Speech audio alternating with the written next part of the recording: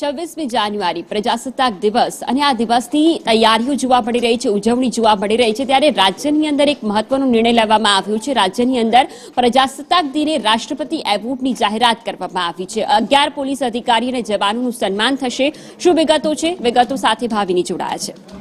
ફલ્ગુની વાત કરીએ તો આવતીકાલે પ્રજાસત્તાક દિવસ 26મી જાન્યુઆરી જેની ઉજવણી આખા દેશભરમાં કરવામાં આવશે। અત્યારે તૈયારીઓ ચાલી રહી છે, જો કે શાળાઓમાં પણ તેની પૂરજોશથી ઉજવણી કરવામાં આવશે, પરંતુ આ સાથે જ જે ઉત્કૃષ્ટ કામગીરી કરી છે જે પોલીસ અધિકારીઓ છે તેવા 11 પોલીસ અધિકારીઓના નામ જે સામે આવ્યા છે, જેમને રાષ્ટ્રપતિ એવોર્ડથી સન્માનિત આવતીકાલે કરવામાં આવશે।